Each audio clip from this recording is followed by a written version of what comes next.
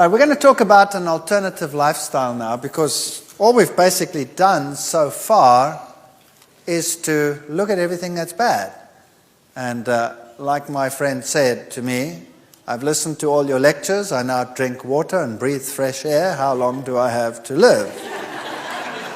Or like my friend in the back there said, he closes his eyes and he says to the Lord, Lord, remove everything from my plate that's bad for me, and now he's scared there's going to be nothing left when he opens his eyes again. Well, is there still something to eat, or is there nothing to eat? That is the question we'll have to start looking at.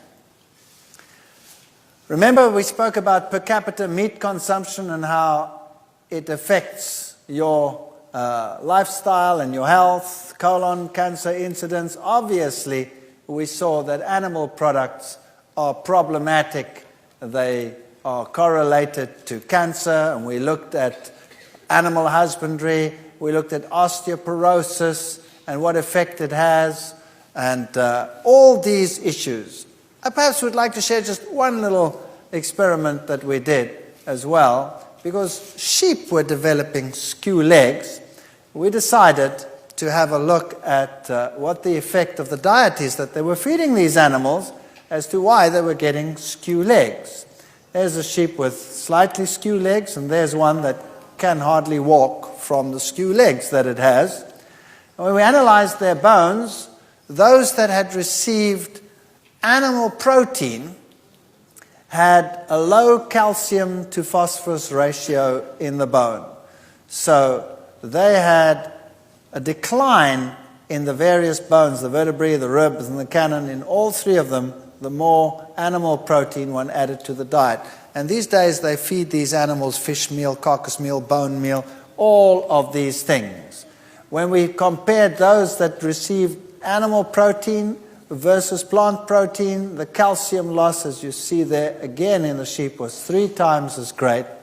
Deformity in those that got animal protein was much higher than those that received plant protein, and calcium to phosphorus ratios in the bone were very low when they received animal protein.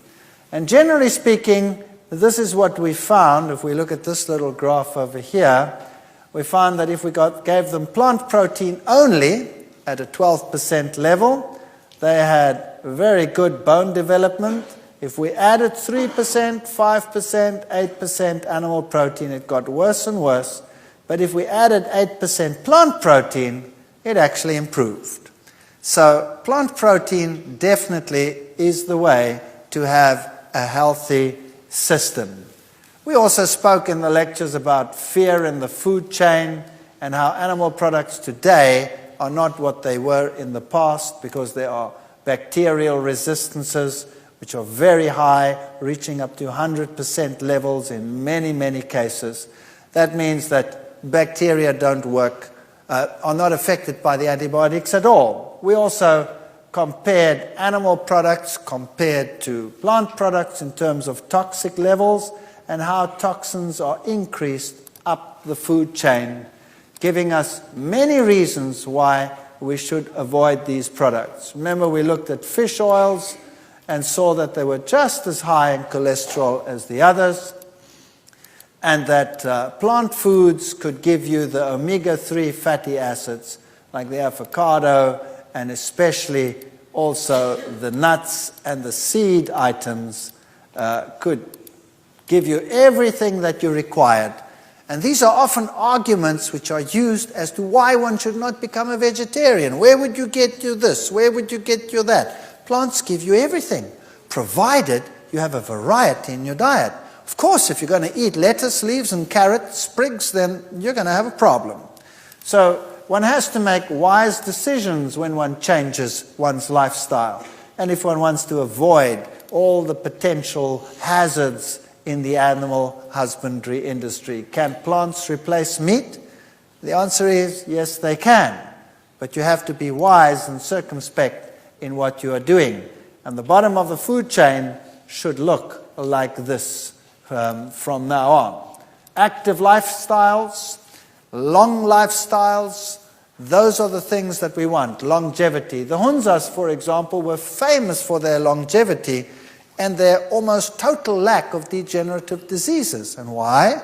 Because they had lifestyles which were largely vegan, vegetarian, active, walking up and down. There are many aspects which confirm that a vegetarian diet is healthier. Even the tabloids today will say vegetarians live longer and also are considerably healthier. For example, if you want to do maximum endurance tests, you will find that those on a high meat diet have the lowest endurance for sustained maximum to exhaustion exercise. Mixed diets, that means lower meat, fat and protein diets, were sort of midway, and the vegetarian diets, high carbohydrate diets, gave the highest endurance rate, more than double that of the other groupings. So science and sports science today has contributed a lot to the breakdown of prejudice against diets. Then there were some very important people who were vegetarians. Albert Einstein was a vegetarian. George Bernard Shaw was a vegetarian. Wilhelm Busch. The McCartneys were. But Linda McCartney died at a very early age, although she was a vegetarian. And people say, well, what's the problem over here? Well, just get hold of one of her recipe books and see what she did. Everything she did was fried in oil. Everything. Now, we looked at the carcinogenic effects of that. And so there are issues that you have to look at. You can't just say, I'm going to give up eating animal products, I'm going to switch to plant products, and then you prepare everything in an unhealthy way. You're going to have a problem. So we have to be circumspect. And of course, there is nothing that can guarantee a disease-free life. It can just give you a greater probability of a disease-free life. And just to show you that beautiful women can also be vegetarian. Both Whitney Houston and Michelle Pfeiffer were vegetarian. Also endurance and marathon running and sporting activities, all of these are enhanced by vegetarian diets. Blood pressure. Vegetarians have considerably lower blood pressure than non-vegetarians. And these are lacto-vegetarians over here, lacto-ovo-vegetarians. If we put a vegan down here, the blood pressures are still lower. In fact, most vegans, when they go to the doctor to have their blood pressure taken, you say, excuse me, are you still alive? Because the blood pressures are very, very low. And that is not a bad thing at all, provided you're not dizzy. That simply means that your blood vessels are still supple and flexible and don't need one high pressure to pump the blood through there. They're not constricted. And then if you're going to buy food in environments that are not so sanitary, like this one over here, where would you prefer to buy? What would you prefer to buy? The vegetables from this man, or would you prefer to buy chickens or meat in a circumstance that looks like this with the flies buzzing around? Well, even in the worst of circumstances, you're still going to be safer with the vegetable products than with the others. And you don't know what these things have been eating and what they have been fed. Now, what about the vegan-vegetarian lifestyle? Isn't that a dangerous lifestyle? And isn't it a fact that if you become a vegetarian, you should look something like this? Most people have an idea of a vegan-vegetarian as a thin, little, pale, little individual, hardly capable of moving. That's the sort of idea that they have of these people. And let's face it, some of them are like that. And the reason why is because they've thrown everything off their plate and substituted it with nothing. And then they become something like this. And it is a sad state of affairs. American Journal of Clinical Nutrition's vegans, vegetarians, whole food omnivores had adequate intakes of most nutrients and were exemplars of balance, variety, moderation in comparisons with omnivores in their sample and the general population. Also, they were more in line with current dietary recommendations for nutritional intakes than were omnivorous diets. So when they actually compared the diets according to the recommended daily food intakes, the vegetarians weren't doing so badly at all. In fact, they were doing better than the omnivores. Now, they will tell you it's not safe to be a vegetarian because you'll have iron problems, B12 problems, vitamin D problems, etc., etc. Is this really so?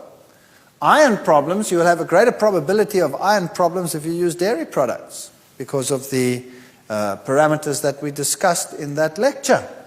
B12 is the one issue we will have to discuss. Vitamin D will be a problem only in areas where there is constant cloud cover. And even there you have UV coming through, so if you have exposure to the sun, you should be fine. You need exposure, but people today want to sit inside all the time. Here are stomach bacteria with decreasing gastric pH. Notice that the lower the pH, the fewer bacteria. The higher the pH, the more bacteria. The same in the intestine. The lower the pH, and so from the front to the back, where the acid starts coming in, you have an increase in the number of bacteria. Now, B12 is not produced by any animal in the world. It's produced by bacteria. And there are certain bacteria which in our intestines are quite capable of producing B12. Unfortunately, with the lifestyles that people have, these bacteria only occur here where there's an increase, and they occur in the last part of the intestine. And so they're too far back for us to benefit from them. So we produce the B12, but we do not absorb it. If, however, we were vegans and we took care not to mix fruits and vegetables, firstly we would have an alkaline saliva, and we would have bacteria in the mouth which would produce B12. And they don't produce bad odors. Bad odors come from poor fermentation in the stomach. So you would have B12 production in the mouth, plus the pH in the stomach would seldom, if ever, go below 4.5, so you're sitting with far less acidity. That means you're starting off here at a much higher level, and then you should be able to have B12 production. Now, there are other factors which affect B12. That's intrinsic factor. If you don't have that, whether you're a vegetarian or not, you're going to have a trouble with that. High acidity, which is more problematic for meat eaters than for vegetarians, would be a problem. And in fact, most of the world's population is largely vegetarian. Whole parts of India, large parts of Asia, Central Asia, for example, Central African populations, large parts of these, they don't have B12 problems. Western lifestyles, we sometimes do have B12 problems. So personally, I think that they are making a mountain out of a molehill, but I would suggest that if you are worried about these issues, if you have a high-stress lifestyle, which affects absorption in an acid environment of B12, well then take a supplement, or take a fortified milk that has B12 supplementation. But generally speaking, we do have the bacteria that produce the B12. So my suggestion, as I said again, is supplement if you have a high-stress lifestyle and all of these, or otherwise test yourself regularly. Once a year, have a test, because B12 is maintained in the body for a long, long time, many years, and you won't run out overnight. So if you have regular tests done once a year or so, and you're fine, then you have nothing to worry about. If it's low, well then take a supplement. And the same would apply to people that eat meat. They are just in as great a danger. In fact, more of them suffer from B12 deficiency than anyone else. If we look at minerals, we need all these minerals: calcium, potassium, iron, manganese, fluorine, selenium, tin, phosphorus. There's a whole host of minerals that we need. And you will find that they have all these different functions. They're in bone, act for alkalinity, blood, they're antioxidants, they're for thyroid function, enzyme functions, you name it. And vitamins and minerals have to interact with each other. So if you want to have good activity of vitamin E, you'll have to have selenium and zinc and calcium, and all of these have to be together in the body.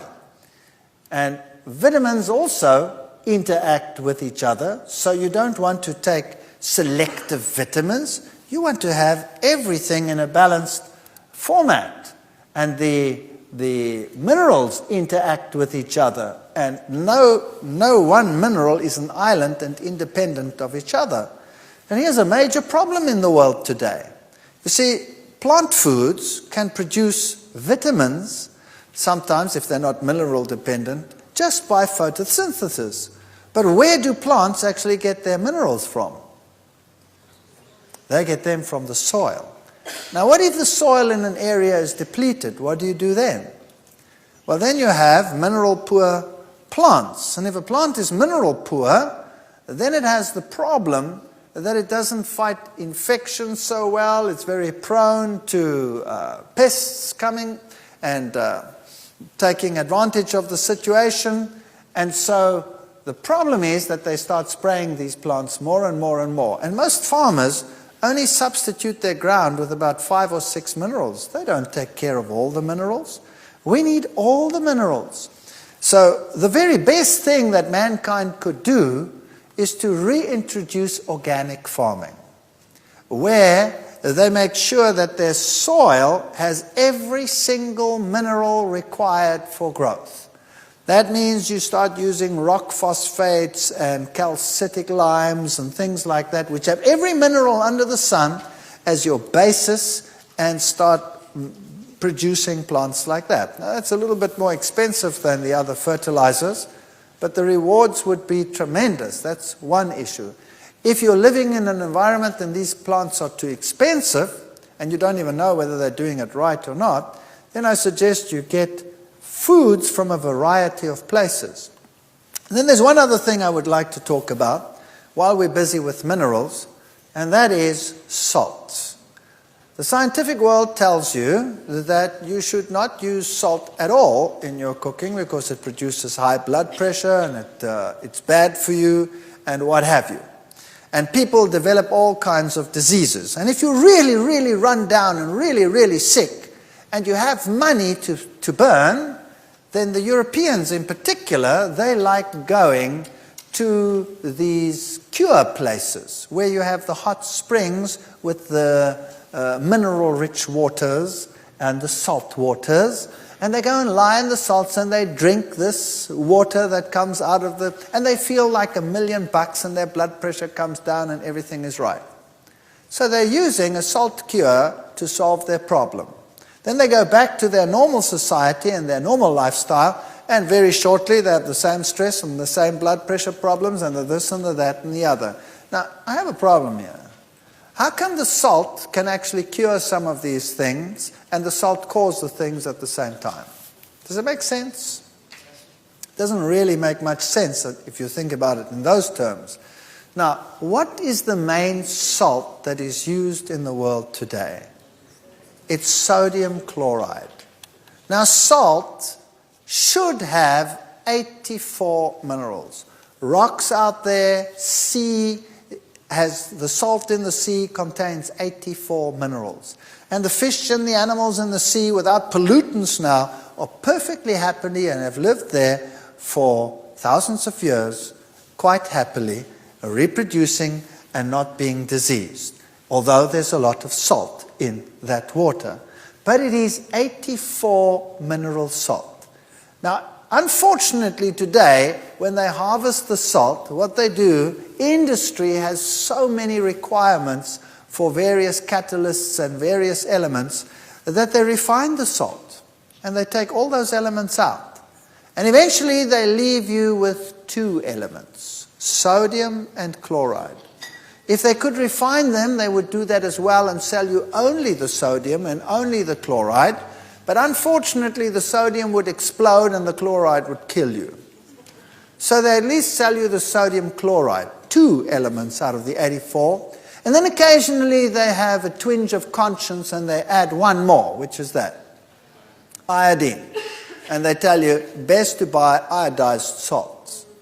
And now you start cooking with 2 elements. Just do a simple test. Take sea salt, which has 84 elements, and put it on your tongue. And just rub it around there.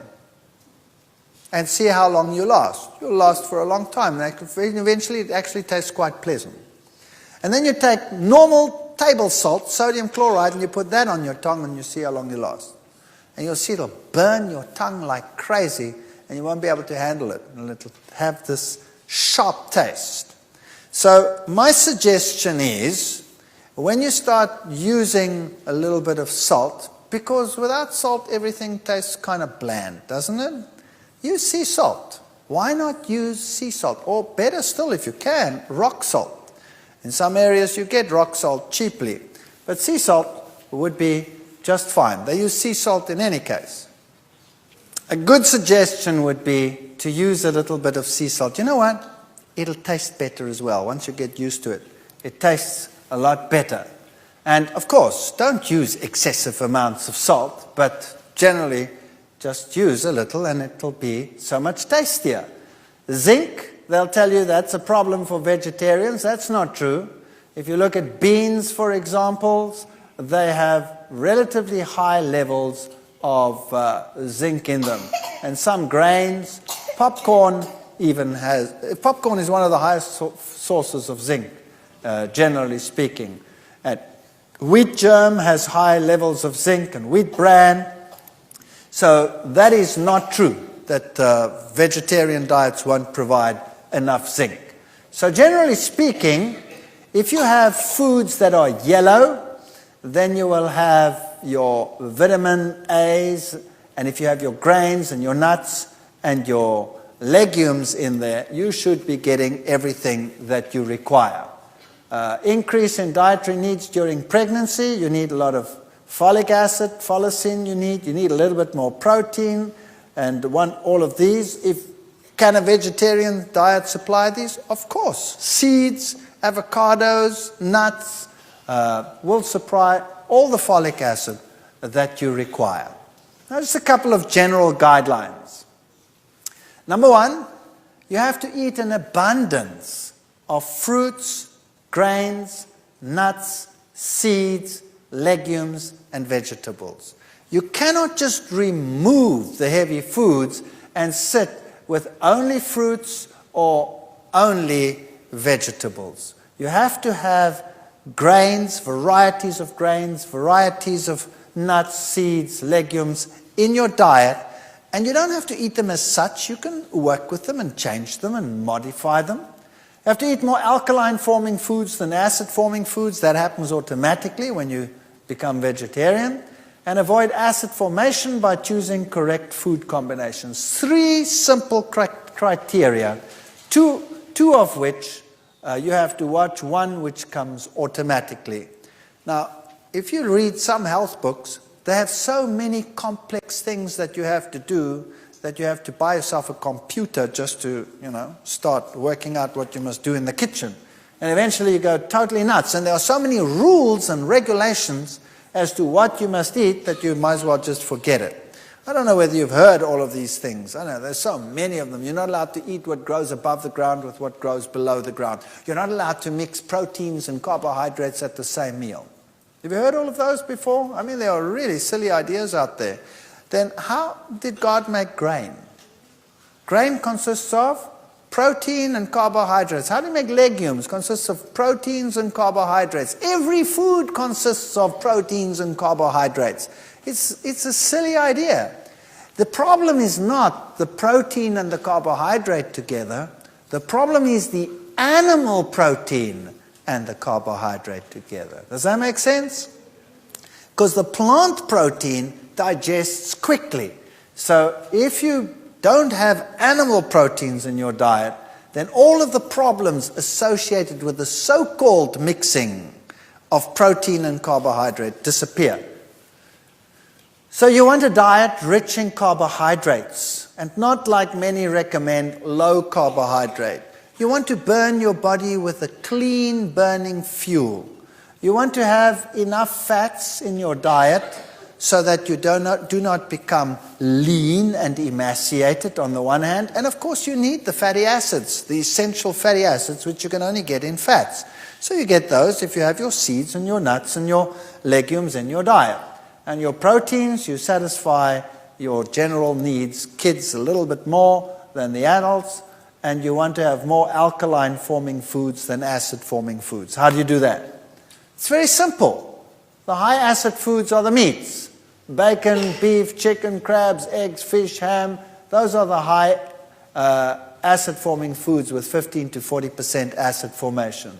Medium is grains, legumes, lentils, oats, peanuts, rye, wheat, some nuts, etc. And the low, some fruits, cranberries and plums. That doesn't mean you mustn't eat them. Not at all, because they're so low acid forming it doesn't make any difference. And some of the fats. And your high alkalines are all your dried fruits, vegetables. Well, molasses is on there because it's alkaline forming, but it's still a more refined food. Beet greens, Swiss chard, dandelion, those are your high alkaline foods. Your medium ones are most fruits and vegetables. And some legumes are actually alkaline forming. Particularly if you're now old and you have a little bit of arthritis problems and things like that already, then it's good to introduce things like lima beans, navy beans, peas, generally, chickpeas, all of those, nuts. The only alkaline nuts are almonds, chestnuts, and coconuts. So almond is a very good nut. And then you have some grains that are alkaline, like millet. Millet is an excellent grain. We'll talk about that in a moment. Sorghum. And then, of course, your kidney beans, snap beans, soybeans. All of this is alkaline forming. This is excellent food. So once you cut out the animal products, you don't even have to worry about acid-alkaline diets. By the way, it's the minerals that are acid-producing more than anything else. So your alkaline minerals abound in fruits and vegetables. Now, here's a typical suggestion. They say you must have legumes, nuts, seeds, including nut butters. You can use fortified soys or soy milks, vegetables, fruits, grains, and bread. And if you get enough of those in the diet, you should be fine. And when it comes to young children, the only thing that changes is the proportion. So you want to have cereals in the diet, you want to have fruits pureed, but when it comes to the energy foods, you want more of those in children's foods than in the others. So cereals, fruits, protein foods, green leafy or yellow vegetables will supply every single requirement that you need. And you can see that all of it is being met, or 99%, with just a very moderate intake. Some useful equipment that you need. A good blender is very useful in vegetarian cooking, because you're going to start making nut creams and nut butters and milks and sauces and things like that, and cheese substitutes and all kinds of things. So a good blender is a very, very good investment. Now, when I talk about a good blender, I mean that one that has a powerful engine and one that will really spin. Because if you buy a weak one, it won't do the job. It'll irritate you. It'll chop the things around, and you'll have gritty pieces in your mouth when you want to find cream, for example. It'll be most unsatisfactory. So rather invest in a good blender. A heavy base or non-stick frying pan, waterless cookware might be quite good. And some people like extras like waffle irons, food processors. And if you're really going all out, some means to grind your own flour. That's just nice. If you have access to stone ground flour, well, then you don't have to get those pieces of equipment. Stone ground flour is a terrific way to go. Ensuring proper combinations. Notice that there are some foods that are neutral. That is, all grains, all legumes, all nuts, all seeds, some vegetables, like those that are high in water, like cucumber, lettuce, sprouts, tomatoes, some people yes, some people no, and the herby plants. Those would be sort of neutral, and some fruits would be neutral, the high oil ones, avocados and olives. Then the fruits is anything else that is a fruit, like an apple, an apricot, banana, and what have you. All of these can be eaten together with this. So you can have a meal which contains a grain. Let's say bread, a roll. And you could have a patty on there which is made of legumes and nuts. And you can have lettuce on there, and sprouts on there, and tomato on there. And you can have a sauce on there which you make with seeds or nuts, combinations. You can have avocados as a butter and olives in there and eat it with all that fruit. So you can have a terrific meal with a table full of fruit and bread and spreads and all kinds of stuff and patties, but you don't mix your vegetables in there. So if you want to have a meal with vegetables, then the vegetables are also compatible with any one of those. But the vegetable and the fruit together, they're a problem. Now that's a very interesting thing. You see, the fruit digests the fastest. These, if they are all of plant origin, digest second fastest, and the vegetables, which have hard, compact cell walls, digest the slowest. So if you mix these two, you will actually get fermentation. Whereas if you mix those two, you don't get fermentation. Mixing fruits and vegetables, no fermentation. The time is not long enough difference for fermentation. Mix vegetables and the grains and legumes and nuts, etc. Time is not long enough for fermentation. Mix the two together, you have a problem. So that is just to keep a nice alkaline system. It makes a big difference in terms of, for example, acidity and also just alertness. It's not a law of Medes and Persians, and if you are a guest somewhere or you do not have the possibility of always doing this, then it's no big deal. If I do it, for example, I'm quite sensitive to this because I actually take care not to do it. If I do it on occasion, I feel the difference. I feel I have less energy. So these are sort of the neutrals that you can eat with any category of food, with fruits or with vegetables, whatever. Grain-legume combination is always a good combination because of the protein. It gives you a perfect protein. So a diet that contains grains, nuts, seeds, fruits, vegetables will supply a superb blend of nutrients. And the African diet, as we said, is legumes and grains, and that is their protein source. Then they have lots of vegetables and lots of fruit. And now let's talk about whole foods. What is the power of a whole food plant?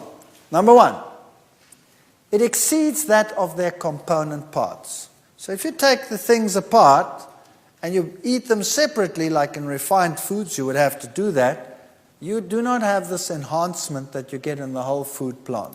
Secondly, 1 cup of cooked kale has 50 milligrams of vitamin C and 13 international units of vitamin E.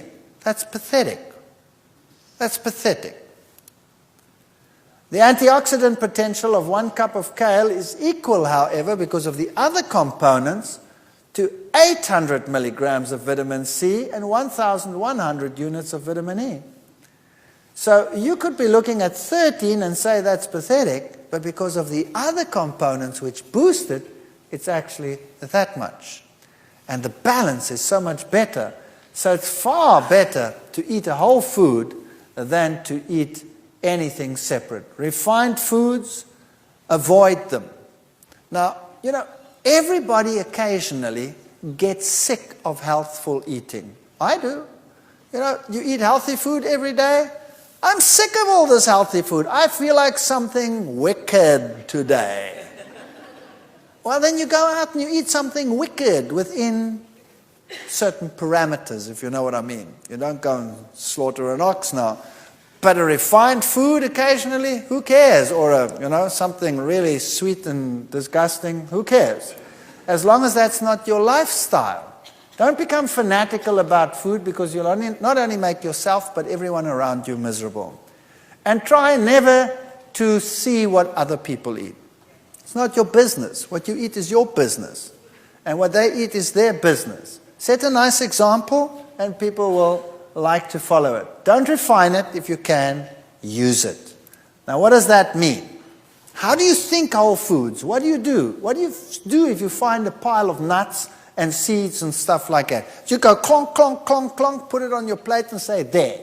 You want to be a whole food fanatic? Go and eat it. No. You must learn what to do with them. You must change these things. These are whole foods. Those are whole foods. And variety, variety, variety is the spice of life. By the way, eating breakfast saves lives. Possible reducing the risk of a heart attack.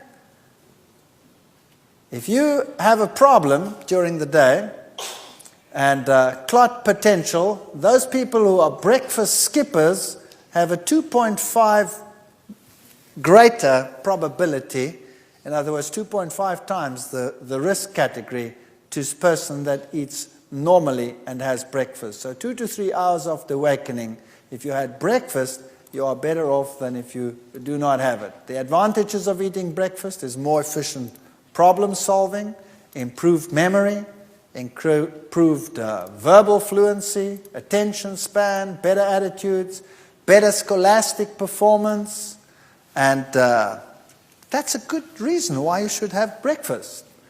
These are all the nice whole foods you can find in some stores. Now let's think about what we can do with specific foods. And I think perhaps we should do this in the next session.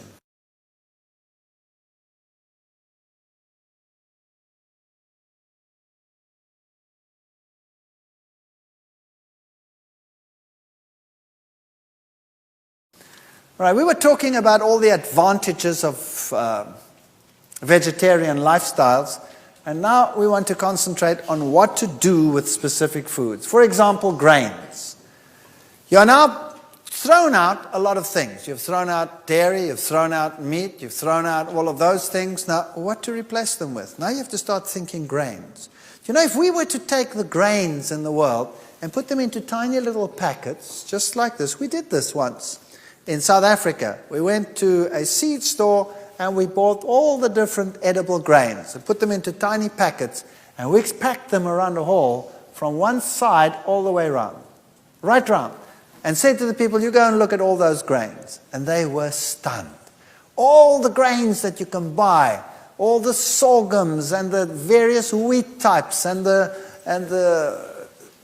eastern grains and the millets and all these wonderful things, just hundreds of different grains. So there's barley, for example, which is a rich mineral food and is rich in B5 vitamin. So if you have B5, that promotes fat metabolism. So if it's cold, if it's winter, for example, just a touch of barley in something, in a stew, or a little bit of barley mixed in with rice that you're cooking, and you have a better heat production. Maize, for example, is an excellent food. These are all the different grains that you have to start thinking about and what you can do with them. Millet is a fantastic grain. It's a wonder food. It's China's oldest grain. It can replace eggs in all patties, pancakes. Millet patties are fantastic. Just fry a little bit of onions. You don't even have to use oil to fry onions. You can just use a dash of water and a dash of something to make it a little bit flavored, whatever it is, soy sauce or whatever, and then just saute them until they go brown and sticky, and keep turning them around, and add that to a patty with cooked millet and a little bit of oats to bind it, and you have a wonderful patty. It replaces eggs. It's very high in iron. It's high in vitamin E, and the great thing about it, it's an alkaline grain. So people, older people in particular, people that already have, joint pains or anything like that, could benefit tremendously from this. And what is even better, it's a complete protein. So for children, it's a wonderful grain. Protects against arthritis. It's one of the alkaline grains. It's high in lecithin. It's a complete protein. Added to bread, cookies, muesli, soups, casseroles, whatever. You can do marvelous things with millet. Just cook a little bit of millet. If you want to make a spread, cook together until soft, just like you would cook rice. 1 cup millet, 2.5 cups water. So you take the millet, make sure you buy dehusked millet. Millet is bird seeds. You know how birds live and how long they live just off millet, nothing else? They do very well on millet, so we could do well on millet. But we don't have beaks. We have teeth. And birds dehusk the millet, and then the husks lie down there. If you bought it husked, you would have a chewing experience par excellence. So just like any other grain, you have to buy it dehusked. A little bit of salt, good salt. You can put something to make it yellow. You could just, for example, use a little bit of turmeric. If you don't want to use turmeric, use a tip of a carrot and blend it in there. Then it goes yellow. And some water, and you blend till smooth, and then it looks like that. It looks like a butter. And you can have bread with millet spread. It's rather neutral, so you could put something sweet on there. You could put something savory on there. You could do whatever you like. With millet, you can make a fantastic pudding. Notice how smooth and creamy it looks once you've put it in a blender. So you put this cooked millet in a blender and you make it absolute smooth and creamy. Then you can make a pudding out of that is fantastic. So you can blend in some dates, for example. You could blend in a little bit of carob powder, then you'd have a chocolate pudding. Then you put in a yellow layer on top of that. You could put fruit in between, put it in the refrigerator, and you could make a pudding that is better than any bought instant pudding. Marvelous things you can make with millet. Oats is another wonder food. It's a very good calcium source. It's high in iron, B. It's the second best protein grain. It's a superbly digestible grain. So old people, young people, use these. You can use the oats to make granolas, to make mueslis, to make patties. You put it into everything. It takes the place of an egg any time. You can make waffles with oats, blend it and use it as a waffle base. Wonderful things you can make with oats. We'll come to some recipes in a moment. Rye, for example, is a German grain, and add some rye to your flour just to change things round a little bit. Muesli, rolled oats, chopped nuts, raisins, pumpkin seeds. The pumpkin seed is a seed with an incredibly good protein in it. It's also a complete protein, and just a little bit of pumpkin seeds will provide all your protein needs for a whole day. So if you could start your day with rolled oats and nuts and raisins and seeds and some fruit, shredded coconut maybe, sunflower seeds, sesame seeds, and you roast them all together or toast the slightly rolled oats under the grill, stirring frequently, and lightly brown, spread the sunflower and sesame and coconut over the top, and mix the remaining ingredients, and you have a great muesli. If you want to make a granola, which is more crunchy, granolas that you buy in the stores are full of oil. And the oil that they mostly use is sunflower seed oil. And because it's packaged like that, it's oxidized. So it's really not the best thing in the world, and it's horrendously expensive. Have you noticed that? You can make it far cheaper, and it tastes terrific, and you don't need any oil. You can take rolled oats, say 8 cups rolled oats, a little bit of sunflower seeds, some coconut if you like, chopped nuts. You can vary that as you like. But this is your binder. 2 ripe bananas, 1.5 cup chopped dates, a little bit of good salt, hot water. You can use some natural vanilla. And these mixtures over here, you stir the 2 mixtures together, and you mix this in a blender, all in a blender. Then you have this liquid, and you mix them all together. And you put them in a cookie sheet and bake them at 250 Fahrenheit. That's a low heat. That's a low heat for about 1 hour, stirring every half hour. And then it becomes a nice crunchy granola with no oil in it. Tastes terrific. Serve that with soy milk, and you've got it made. And it's a lot cheaper if you buy these in a store where they sell seeds cheaply. Rice, try getting used to unrefined rice. It just makes such a difference. Now, some people don't like brown rice. They say it's too chewy. The way to get around that is to soak the brown rice overnight like you would soak legumes. And then when you cook it, it gets light and fluffy. That solves the problem. And you don't lose 80% of the B1, 40% of the B2, and 60% of the B3 vitamins, as you do with white rice. And start using the rice differently as well. Don't throw the leftovers away. Use them in patties and become innovative. You don't throw anything away. You remodel everything. That's what you do. And you make great things. Wheat. Notice that I've written there, bread, bread, bread. Do you know, people today are suffering from wheat allergies and gluten allergies and this allergy and that allergy. Have you noticed that? Most of these allergies are secondary dairy allergies. Bottom line, if you throw out the dairy, which is making everything else with it incompatible, we always throw out the good and we keep the bad. It's horrendous what we do. Throw out the bad and keep the good. People say to me, for example, oh, I can't eat apples. They make me sick. I said, you eat an apple after you've had a meal with meat and, then you eat an apple and the apple makes you sick? And he says, yes, that's exactly what I do. I said, well, why don't you try throwing out the meat and eating the apple? Oh, no. That's a horrendous thought. So I'd rather have the meat and not eat the apple. Why is the apple fermenting and making you sick when you're eating the meat? Because it's staying in your stomach for 6 hours. Obviously it's going to ferment, so throw the apple out. Sorry, throw the meat out. That would be a better solution. So bread, bread, bread. Use the wheat. It's a high energy food. It's an excellent primary nutrient combination. It's mineral rich. It's rich in B and E vitamins. And try not using refined. Try getting whole grains. And if you buy whole wheat grain at your store, remember what you are getting. They have bolted the wheat. They have huge piles of bran. They're selling most of their flour as white flour, and then they have the germ. So normally what they do when they sell you whole wheat flour is they're going to take the white and they're going to mix as much of that bran back in there as they can. And you're buying a pack of 50 or 60% bran, 40% white flour. That's not what it's like in a grain. You bake a bread that's as heavy as a rock, number one. Nobody wants to eat it because there's not enough white flour mixed in with the bran as it would be with stone ground flour. All kinds of problems with that.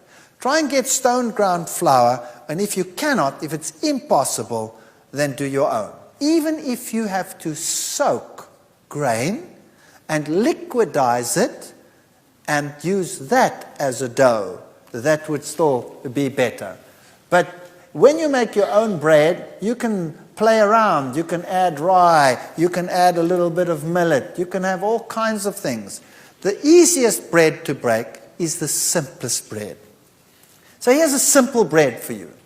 1 kilogram stone ground flour, that's about 2.2 pounds or something like that. Stone ground whole wheat flour, approximately 10 cups. 1 packet of instant active yeast. It doesn't matter which yeast you're going to use. You're going to destroy the yeast in the heat in any case. And a little bit of good salt. 1.5 tablespoons of good salt, not sodium chloride. Then you blend together 900 milliliters of water, and then you can add anything sweet. It doesn't matter what it is. You could add white sugar. It wouldn't make any difference. You know why? Because the yeast is going to utilize it all. It's going to just use it up if you don't put too much in it.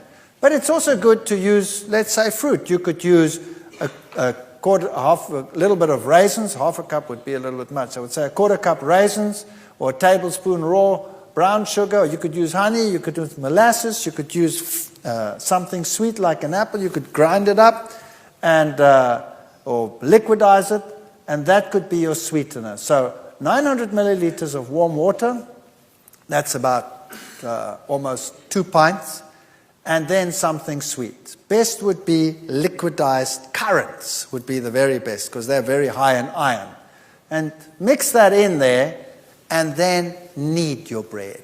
Knead your bread, and knead your bread, and let it rise, and punch it down, and knead your bread, and then you mix and develop the gluten, so that it's like chewing gum, like chewing gum. If you then put it in the oven, all the air that is produced by the yeast gets trapped and the bread rises nicely, and you bake it in the oven at a relatively high heat to begin with to stabilize the bread. Then you'll have a light, sweet bread. If you do not mix it properly, what's going to happen is the gas is going to produce, the bread will go up. There's not enough chewing gum to trap it, to blow a bubble. So what happens? The bubbles pop and the bread goes, and you bake a perfect brick. And you need a chainsaw to cut your slices, or you could kill your husband with it if you're angry with him. So a simple bread has very few ingredients. Now people actually say, now hang on a second, is that a healthy bread? I actually want everything healthy in my bread. And they put all the things that they can think of in the bread, and they bake this heavy bread, and they need a wheelbarrow to cart it around. And it's soggy and heavy. You don't have to build a perfect meal into a bread. You eat the meal that's perfect together with the bread. So you eat all the other things with it and make it a balanced meal. So the simpler the bread, the more likely it's going to work. And once you've learned to eat this bread, all other bread tastes like cardboard. I assure you. If I don't get this type of bread, I get withdrawal symptoms after a while. And that's what a bread should look like. It should be nice and light and fluffy. It shouldn't be heavy and soggy. Nothing wrong with a heavier bread. For example, rye breads will be heavier. But what's nicer than a good bread? Now, legumes. We have to start thinking legumes. Carrot beans, chickpeas, kidney beans, lentils, lima beans, mung beans, broad beans. Peanuts are a legume. Have you ever thought of buying raw peanuts and soaking them like a legume and then making patties out of them? They don't taste like peanuts at all. Only roasted peanuts taste like peanut butter. They taste like a legume, but they taste like a rich, almost lamby, beefy legume. When you make a patty out of them, they really are magnificent as a legume. The soya bean, etc. But now you have a problem. People say, I explode when I eat legumes. I cannot handle them.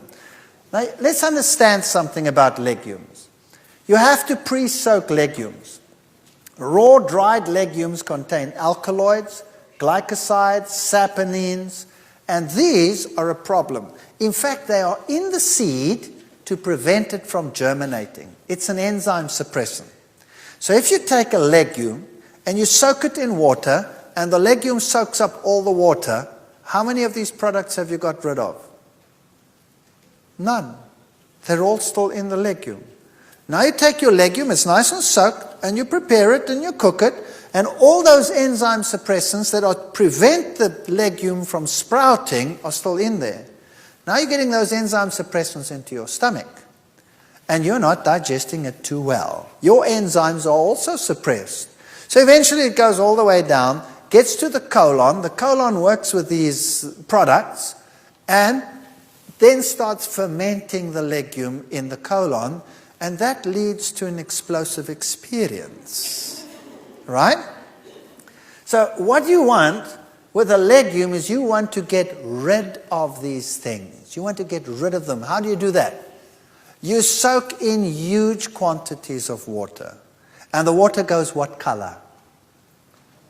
Goes either reddish brown or one of those, right? That's all the tannins and the saponins and the glycosides and the stuff that's coming out. Now, what do you do with that water?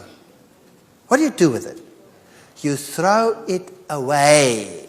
And not like some well-meaning individual who thinks, well, this looks so good, I'm going to cook the pea soup with that one. Well, I'll tell you, you don't need nuclear weapons then. Just send that pea soup. It's the most explosive thing under the sun. So what I would suggest is that you buy your legumes, soak them in lots of water, pour the water off regularly. If you're sensitive to legumes, do that if it need be for 2 days, 3 days regularly. If you don't change the water regularly, they'll go bad. Just keep on pouring off the water. And then what do? Going to wait 3 days or 2 days for a meal?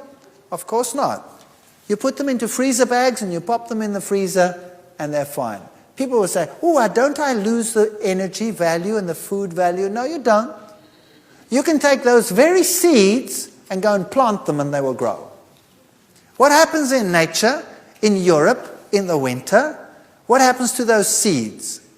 They freeze in the ground, and then when the water comes and it rains, then all the stuff leaches out. When the stuff is out, then it can sprout and it will grow. All the nutrients that you need are in there. So soaking is essential for a legume. There are lots and lots of different legumes, and you can have such fun with legumes. You can make the greatest stews, the greatest soups, the greatest patties. You can make roasts. You can go to town on a legume. But you don't have to have huge quantities of legumes in your meals. That's another problem. We eat too much of it. It must just be a portion of the meal, and the rest must be the vegetables or the fruits or whatever else you want to go with it.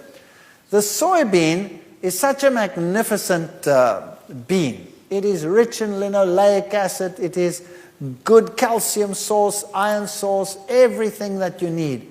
And if you look at the composition of selected soybeans, I'll just put this here for clarity's sake. Beef, for example, look down that list over there and compare with raw or cooked soybeans, you will see that the soybean compares excellently with anything else. And tofu is a wonderful food. You can make great things with tofu. You can make mayonnaises. A little bit of soft tofu, water, onion salt, garlic salt, or whatever you like. Lemon juice, honey, or a little bit of raw sugar to taste. Blend them together, you have a mayonnaise. Now imagine what a mayonnaise normally is made of. What's a mayonnaise made of?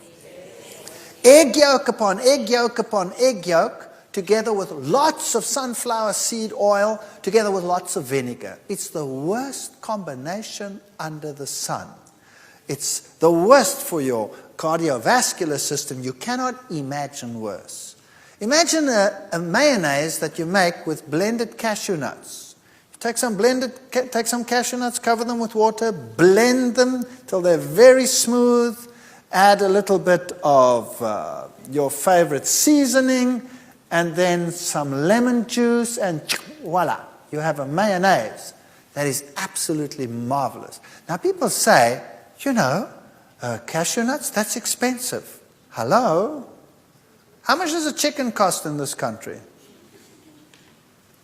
What does a chicken cost? Who can tell me?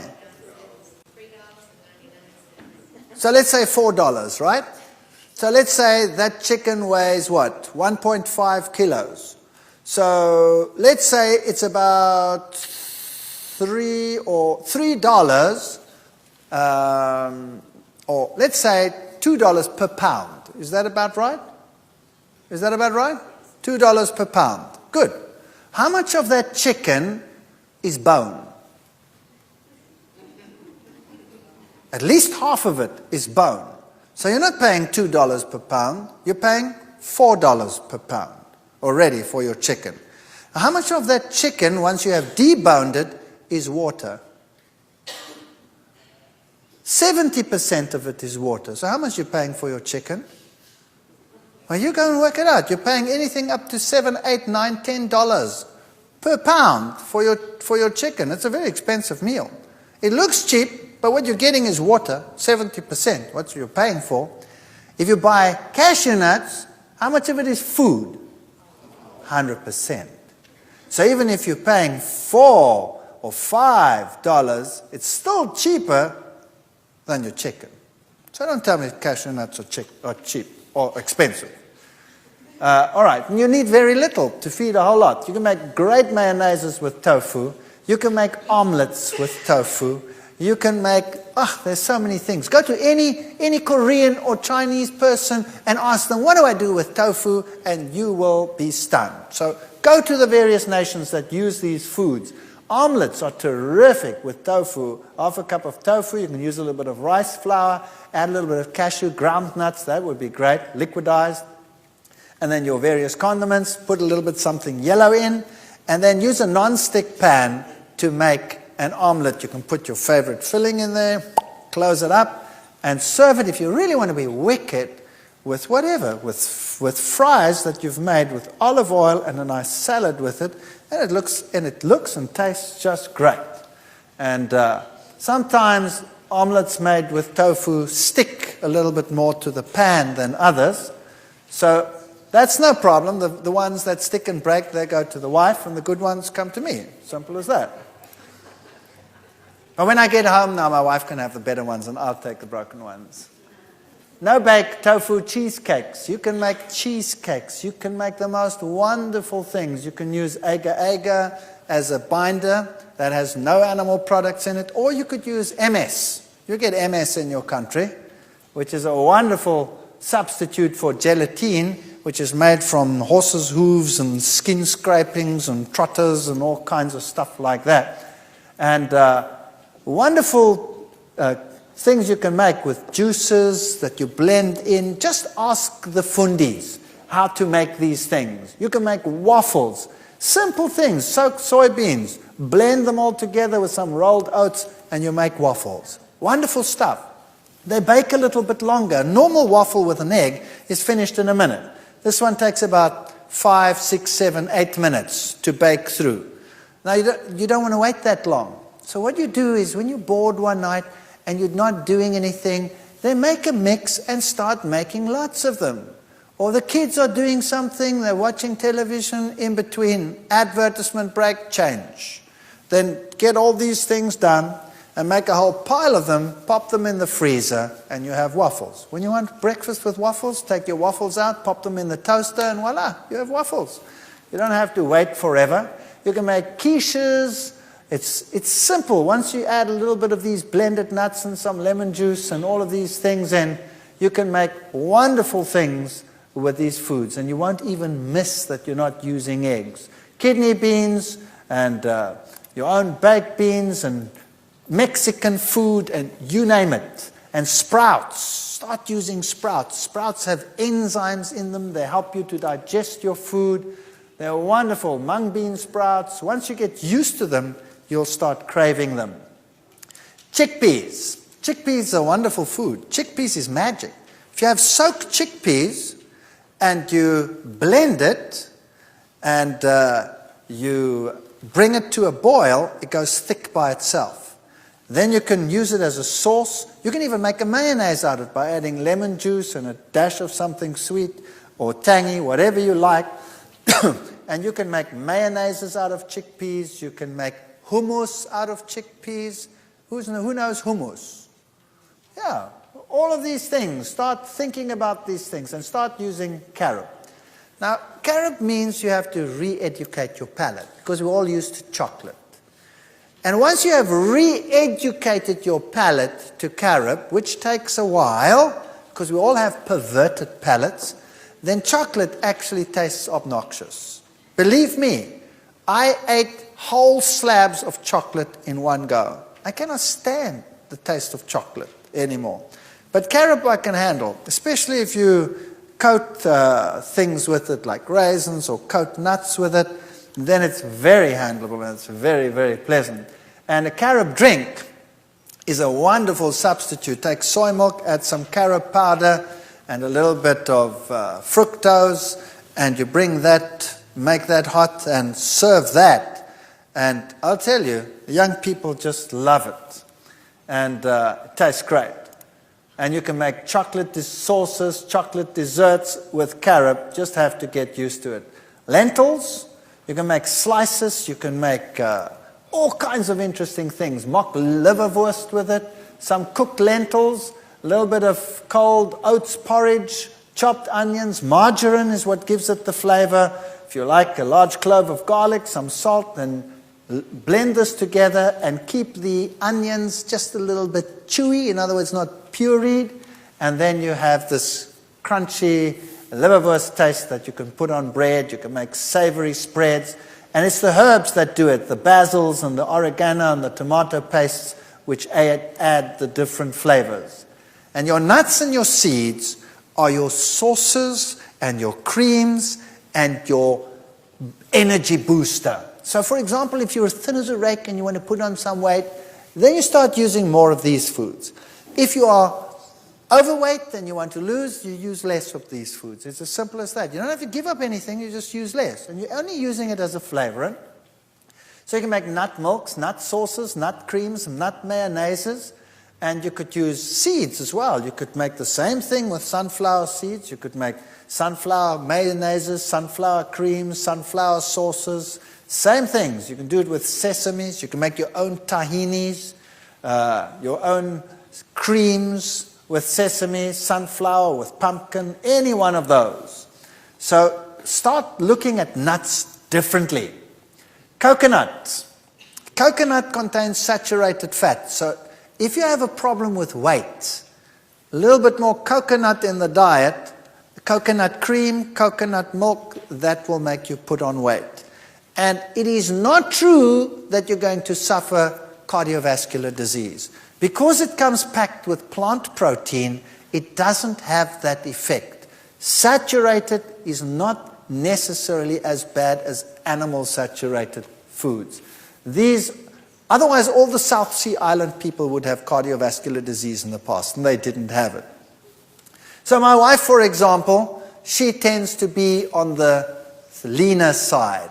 So she just adds some coconut cream, and she makes puddings with coconut cream. And me, I tend to battle with this little fellow over here. So I tell her, less of that for me, thank you. And I don't have that stuff, and she has that stuff. This is how you modulate your weight. It's a very good way of doing it.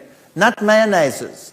Cashews, so half a cup of cashews. You could use sunflower seeds, but the cashew one just tastes pizzazier. Water, so you could use some fresh garlic if you wanted. You could leave it out.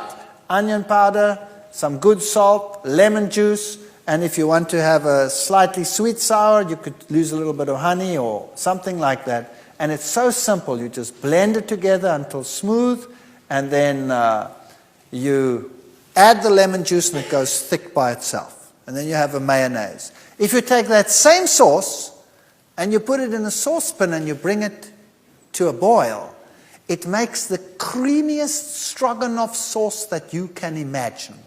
If you have a patty and you put that on top as a butter, it is absolute wickedly good. Pimento cream sauce, you make the same sort of thing with the cashews or the sunflowers, and instead of putting cheese on your pizza, when you make one, you pour this over your pizza and you pop it in the oven and you bake it with that, and it's delicious. And once you start getting used to that, cheese actually tastes like rubber after that, and you won't want to change. Lasagnas, if you use your noodles and your tomato and your onions and your whatever you want to put in between, and then you put this cashew cream sauce in between your layers and one on top, and you bake it with that, the aroma is enough to kill you, in a nice way, of course. And you can we do this in the field. Occasionally, once every 15 years, I get to go out in the field, and you take a nice pot, and you put this over the coals and the fire, and you put a lid on top, and you put coals on top, and you bake this thing in the coals. I'll tell you, the people come running and say, "What's that?" And it tastes terrific. As I said, don't neglect the pumpkin seeds. Throw them into your mueslis, throw them into your breads, and don't neglect your sesames. Use the sesame butters and the sesame creams for your bread. Ladies, sesame is one of the richest sources of iron. So it's an excellent source of iron. So try and get used to tahini. If you don't like the taste of tahini, then just take a teaspoon of it and add it to your sauces that you are making, just to give it that pizzazz. And you can make butters and milks and what have yous. Fruits and vegetables. Remember, variety is the spice of life. And there are lots of fruits on the market. And most of the world today thinks fruit means bananas and apples. Isn't that right? That's what people buy, bananas and apples. Now, there's nothing wrong with bananas and apples. Bananas and apples are good. By the way, now that I think of apples, people tell me, what about apple cider vinegar? Apple cider vinegar has the good components, some of the phytochemicals of apples in it, which is good for you, but it still has acetic acid in it, which is bad for you. So why not take a little bit of apple juice and add some lemon juice, and then you have apple cider vinegar that is not with acetic acid, but is with citric acid, which is much, much better. So you can start playing around with your vinegar sauces. Rather use lemon and use apple combination to make your sauces like you want them. There are melons and olives and papayas and all of these things. So when you start thinking fruit, start thinking like this. Then you get peckish. Doesn't that look great? And even if you preserve them, they're still better than nothing. Preserved fruit is better than no fruit. And when you start thinking vegetables, again, think variety. Think cauliflower, broccoli, Brussels sprouts. Think dark green things. And you know what? If you don't like them, start changing them. If you don't like spinach, well, many people, if you get a cooked spinach leaf on your plate, that might not be so appetizing. How about sauteing some onions, chopping the spinach, and putting them together, and then adding a little bit of cashew nut cream and making a creamy, delicious spinach that really tastes like something and has some zuma in it. Get a little bit of pizzazz into your cooking. So everything doesn't have to be bland on your plate. It can be wonderful. And start becoming innovative. Start thinking what to do with the leeks and the garlics and the onions. And remember, these are your top 10 fruits in the world in terms of the antioxidant power that they have in them. Strawberries. You live in a strawberry country. And plums are very good. Oranges, red grapes, kiwi, grapefruit, white grapes, banana, apple, tomato. And gentlemen, remember, the tomato is an anti-prostate cancer fighting food. So start using tomatoes, lots of them, and get used to them. And the antioxidant vegetables, I wouldn't put corn on that list because that to me is a grain, but nevertheless, leave it there. Kale is very good. Spinach, Brussels sprouts, alpha, broccoli, beets, red bell peppers, onions. I would put cabbage in there as well as one of the best antioxidant foods. So the cabbage family in general, kale of course is part of the cabbage family, and wow, that's a power food in terms of iron and in terms of calcium. Wonderful food. So start using these things. Food sources that fight cancer. Brussels sprouts has sinigrin, broccoli has sulforaphane and other components as well. The red grapes has resveratrol, citrus has limonene. So if you have a variety of foods, you get a variety of anti-cancer agents. If you only have one food in your diet, you'll only have one anti-cancer agent. So why not fight on all fronts if you can?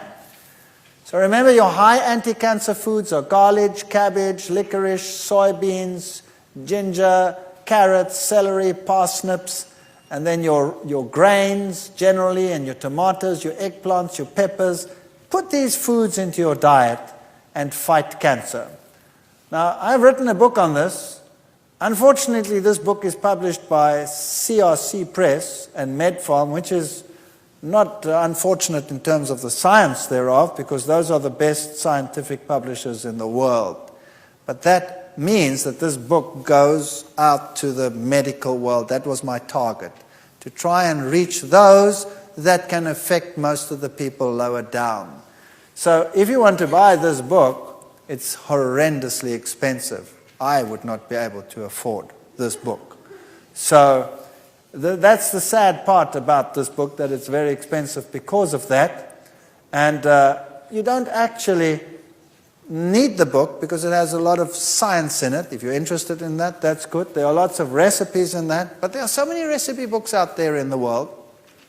And there are so many books that put this simply. But you don't want to get one that makes life complicated for you. You want simple, straightforward recipes that tell you how to prepare food in a tasty, wholesome way without 10 million rules to drive you nuts. That's what you basically need.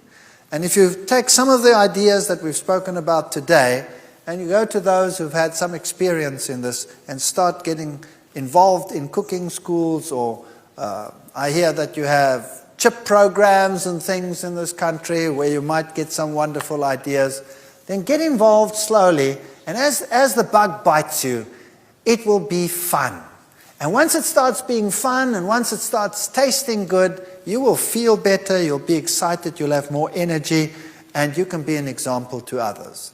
Don't make a religion out of your diet. There's nothing worse than putting diet before religion. God comes first, food comes second. Food is there to be enjoyed, but why not enjoy it and be healthy at the same time? Thank you.